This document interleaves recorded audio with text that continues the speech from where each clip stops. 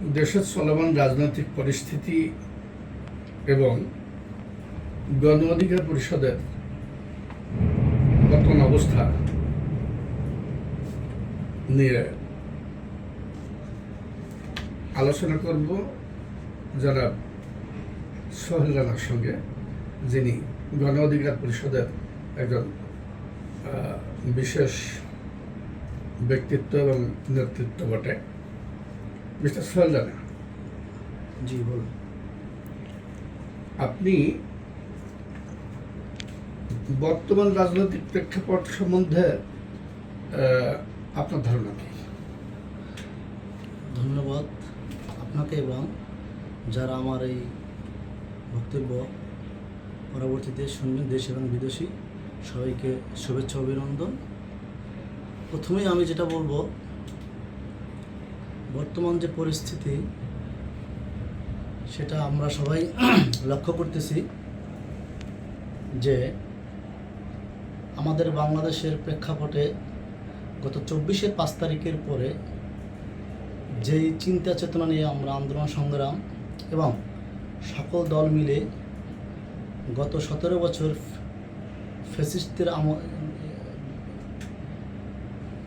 ফ্যাসিস্টদের অত্যাচার, নিপীড়ন, নির্যাতিত মানুষের পাশে থেকে যেভাবে যুগপৎ আন্দোলন আমরা করেছি, আমাদের প্রত্যাশা ছিল যে 5ই আগস্টের পরে এই বাংলাদেশটা নতুন করে একটা বিনির্মাণের জন্য সবাই একসাথে কাজ করবে। কিন্তু দুঃখের বিষয় হলো সত্য, আমরা কেন জানি সেই ঐক্য ধরে রাখতে পারিনি এবং আমরা প্রত্যেকটি দল নিজ নিজ স্বার্থের জন্য বিভক্ত হয়ে যাচ্ছি।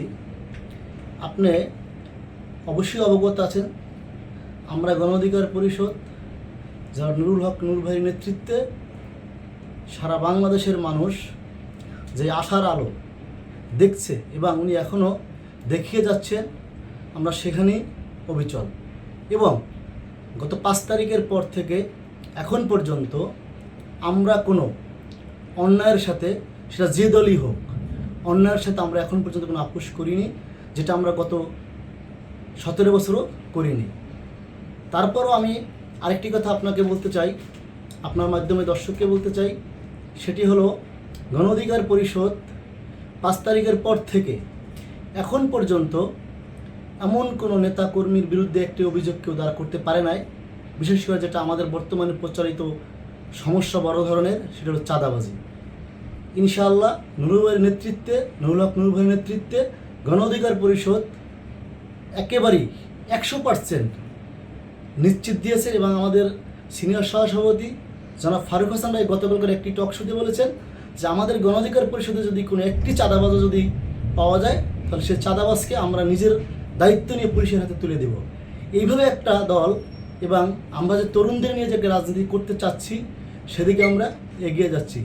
ইনশাআল্লাহ আশা করি গণ অধিকার পরিষদ, আপনাদের যারা মিডিয়ায় কাজ করেন, আপনারা সবসময় আমাদের পাশে থাকেন এবং আপনারা অবশ্যই অবগত, গণ অধিকার পরিষদ কোনো বিষয় আপোষ করবে না।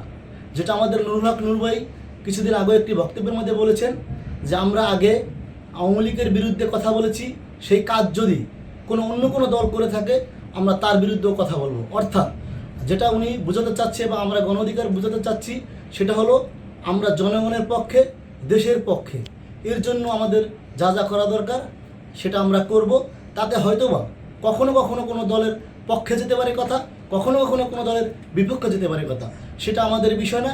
আমাদের বিষয় একটি, গণ অধিকার পরিষদ এবং জনাব নুরুল হক নূর সারা জীবন জনমানুষের সাথে থাকবে ইনশাআল্লাহ। ধন্যবাদ আপনাকে। তো ইতোমধ্যে গণ অধিকার পরিষদ সম্বন্ধে সারা দেশে যে সাড়া দেখা যাচ্ছে, এটা বেশ জনমনে ভালো সাড়া ফেলেছে গণ অধিকার পরিষদ। তো সেক্ষেত্রে আমরা বাইদি ভাই জানতে পেরেছি যে বরিশালে 6 আসনে আপনি নির্বাচন করতে চান, এ ব্যাপারে আপনার মতামত? এ বিষয়ে মতামত অবশ্যই আমরা অন্যান্য রাজনৈতিক যে দলগুলো আছে তাদের চেয়ে একটি ব্যতিক্রম দল, কারণ আমরা একটি সুশৃঙ্খল একটি দল। আমরা আমাদের কিছুদিন আগে আমাদের সিবি আবেদনের জন্য আমাদেরকে আবেদন করতে বলা হয়েছে। আমরা অনেকেই সিবি আবেদন করেছি, সেখান থেকে যাচাই বাছাই করে আমাদের জেলা এবং উপজেলার নেতৃবৃন্দের সাথে কথা বলে সেখানে সম্ভাব্য প্রার্থী আশা করতেছি আমরা অতি শীঘ্রই ঘোষণা করা হবে।